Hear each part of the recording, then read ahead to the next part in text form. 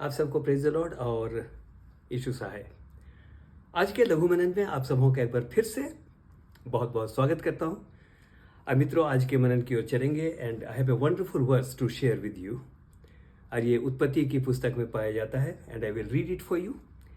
और ये है उत्पत्ति 2 और उसका 7वां पद। वहां इस प्रकार से लिखा है, तब यहोवा परमेश्वर ने आदम को भूमि की मिट्टी से रचा और उसके नथुनों में जीवन का श्वास फूंक दिया और आदम जीवित प्राणी बन गया।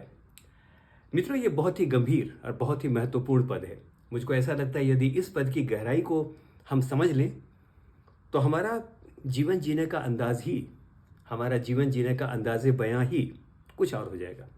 आइए इस पर विचार करते हैं। तो जब इस पद पर मैं विचार कर रहा था तो जो मेरे मन में बात आई वो यहाँ पर आई, और उसने उसके नथुनों में जीवन का श्वास फूंक दिया और आदम जीवित प्राणी बन गया। मित्रों, जब ये फूंकने की बात आई तो अचानक मैंने याद किया कि we have many musical instruments, like आपका बांसुरी है, आपका सेक्सोफोन है, अगर परमेश्वर के वचन में जाएंगे तो नरसिंगा है। ये फूंक करके बजाए जाते थे, राइट। तो जब मैं इस बात पर विचार कर रहा था तो मुझको एक बात इस समय कुछ इस प्रकार से लगी कि मैं आपके साथ शेयर करूं। अब वो ये है कि हमें अपने परमेश्वर को एक बात कहनी चाहिए, प्रभु, अब तक तूने जीवन देने के लिए मेरे नथुनों में जीवन की श्वास को फूंका, लेकिन मैं एक बात को जानता हूं, मुझको लगातार फूंक अपने जीवन की श्वास, अपनी पवित्र आत्मा को लगातार मुझ पर फूंक। आपको याद होगा जब प्रभु यीशु मसीह जी उठे, आज जब वो चेलों से मिलने के लिए गए तो उसने फूंका और उसने कहा कि पवित्र आत्मा लो। तो आज के दिन एक बात कहना चाहता हूं मेरे मित्रों, which is very important for us. आज के दिन से हमको अपनी प्रार्थना बदलनी चाहिए। एक बार तूने आदम के नथुनों में श्वास फूंक दिया, वो जीवित हो गया। जीवित तो हम सब हैं, लेकिन अब इंपॉर्टेंट बात यह है कि परमेश्वर प्रतिदिन अपनी आत्मा से हमको फूंके ताकि हमसे भी उसकी महिमा के मधुर स्वर निकलने पाए। हमारे जीवनों से ऐसे स्वर निकले जिसके द्वारा बहुतों को आशीष मिलने पाए।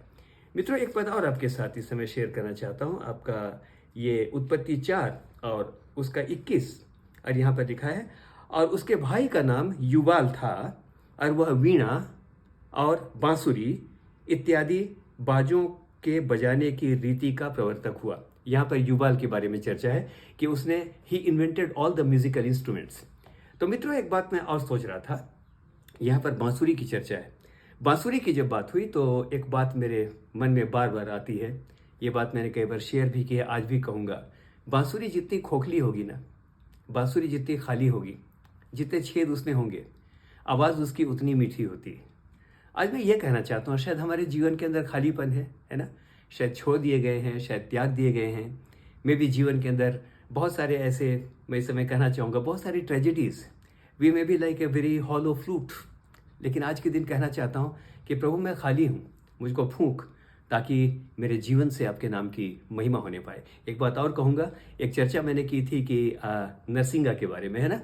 और एक बड़ी इंपॉर्टेंट घटना है जो कि हम जानते हैं, यहोशू 6 में इसका वर्णन हमको मिलता है। और यहाँ पर चर्चा है कि जब याजकों ने जब नरसिंगा फूंका तो लिखा है कि the mighty walls of Jericho, है ना, यरीहो की शक्तिशाली दीवारें वो धड़धड़ा करके गिर पड़ी। तो मित्रों, आज के दिन कहूँगा, जब नरसिंगा बजने लगा, मैं विश्वास करता हूँ उसको भी परमेश्वर की आत्मा ने फूंका होगा। जब नरसिंगा बजने लगा तो दीवारें गिरने लगी।